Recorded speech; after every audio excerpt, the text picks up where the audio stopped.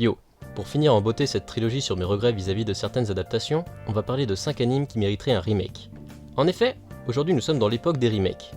Dai no Daibuken, Captain Tsubasa ou encore Ranma 1/2. Bon nombre d'animes ont droit à leur remake afin de toucher un nouveau public, et qu'on se le dise, faire un maximum de pognon. Si l'intérêt de faire un remake est parfois limité, certains fans demandent des remakes à corps et à cri, et à raison. Le mode de production a changé, l'animation a beaucoup évolué et beaucoup veulent en profiter pour améliorer l'œuvre qu'ils aiment et lui rendre grâce. Je ne parlerai cependant pas d'animes qui pour moi sont parfaits tels qu'ils sont, même s'ils datent un peu, comme Yu Yu Hakusho ou encore Senseiya, qui sont très propres et ancrés dans leur époque, et selon moi, un remake les dénaturerait.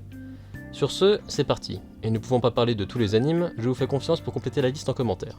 Quand on parle d'animés qui mériteraient un remake, on pense immédiatement à Tokyo Ghoul. En 2014, la génération Netflix voit le jour et l'animation japonaise trouve un nouveau public. C'est à ce moment que le monde découvre Tokyo Ghoul, un anime qui va tout casser. Violent et doux à la fois, porteur d'un message sur le racisme et l'acceptation assez fort et super bien traité, et doté d'un style graphique efficace et somptueux. Cet anime séduit un public énorme qui commence à s'intéresser au manga. Et tout de suite, on remarque de grandes différences. Mais ce n'est rien par rapport à la seconde saison, à moitié filler. Les fans sont déçus, et Tokyo Ghoul devient un exemple d'anime méritant un remake. Même si la partie Tokyo Ghoul Rose sera mieux adaptée, pour un spectateur lambda de l'anime, tout cela devient incompréhensible, et l'histoire de Tokyo Ghoul a été modifiée très maladroitement, et fait également l'impasse sur beaucoup de détails importants, comme les différents types de Kagune.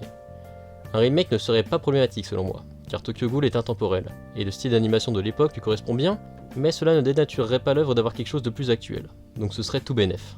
Si vous suivez la chaîne, vous savez que je suis un grand fan de Kingdom, ce manga historique qui nous entraîne et qui nous fait lire 70 tomes sans lâcher, avec une excellente gestion du rythme.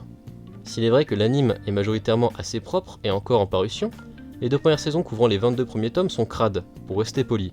Des couleurs et des dessins fades, une animation moyenne voire immonde lorsque la CGI se mêle à la fête, et ce n'est pas un cas isolé.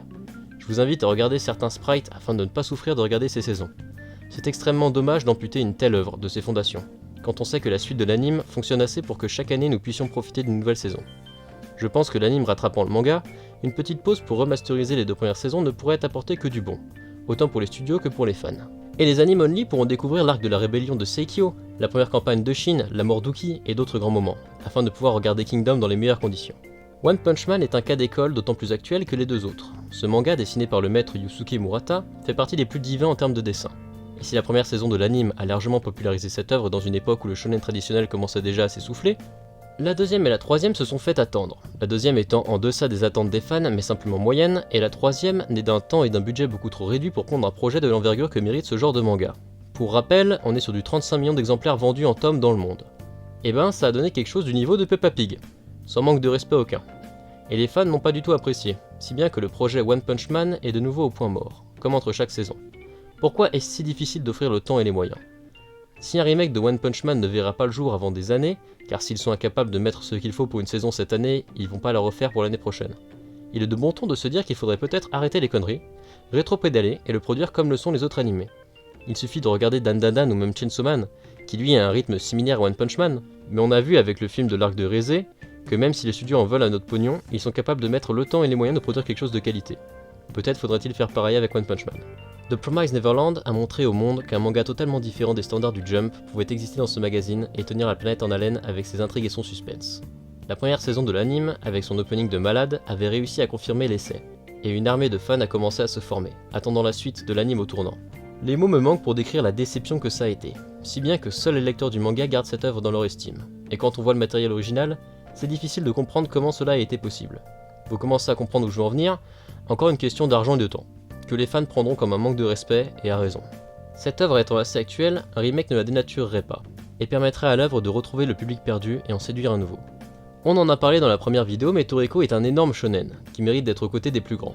Et fut un temps, il a trôné en haut de la liste, mais l'anime avec son rythme catastrophique, ses arcs fillers et ses intrigues principales inventées, ont vite fait mourir cet animé. Le manga a quant à lui continué et a démontré toute la grandeur de cette œuvre. Cependant, l'anime est tombé dans l'oubli, et il faudrait réhabiliter Toriko, et lui rendre la place qui est la sienne, avec un anime fidèle, rendant justice à son univers, ses personnages, ses combats, et surtout ses plats qui filent la putain de dalle. Je fais un petit tour du côté des absents de cette vidéo. Je n'ai volontairement pas parlé de Naruto, car l'anime est vraiment bon. Le réel problème réside dans l'omniprésence de flashbacks, qui gâche toute l'expérience. Je n'ai pas parlé de GTO également, car l'anime et le manga me semblent assez ancrés dans leur époque. Même si je souhaite de tout mon cœur que l'anime soit complet pour rendre ses lettres de noblesse à un des plus grands animés de tous les temps, il est vrai que son charme ne fitterait pas trop avec l'animation actuelle. Enfin, je n'ai pas parlé de Nanatsu no Taizai, car même si l'anime a lui aussi chuté à partir de la saison 2, le manga restait assez bon et prenant, jusqu'à la multiplication d'intrigues inutiles et secondaires, et les 3 climax et arcs identiques à la fin du manga, qui niquent l'expérience. Et je pense que sa situation actuelle est non seulement juste et méritée. Ce n'est pas l'anime qui a tué Nanatsu, c'est son auteur. Comme dans les vidéos précédentes, j'ai inclus un bonus. Berserk est et restera le plus grand seinen. Son univers, ses monstres, ses personnages, et surtout ses dessins fascinent, et continueront de fasciner les lecteurs. Mais pour les spectateurs de l'anime, nous avons eu une bonne série en 97 par le studio OLM, et 3 films sur l'âge d'or, qui étaient très bien. Seulement, déjà, nous n'avons jamais eu l'adaptation du premier arc nommé Black Swordman, et surtout, il y a 10 ans, nous avons eu la suite des aventures de Guts, après l'éclipse, en CGI dégueulasse, à un point que l'animation est proche de celle de South Park. En clair, un manga d'une telle ampleur pourrait relativement facilement libérer des fonds pour adapter cette odyssée, et faire un réel anime propre. Je pense que ce sera rentable pour eux, mais quand je vois le passif, je me dis qu'on devrait peut-être en rester là. Merci d'avoir regardé cette vidéo. Comme d'habitude, si jamais t'as pensé à d'autres animés, n'hésite pas à le mettre en commentaire et dire ce que tu en penses. Et si tu me connais pas, moi c'est Laxis, et j'ai une chaîne de manga. N'hésite pas à aller checker et abonne-toi. Et moi je vous dis à la prochaine!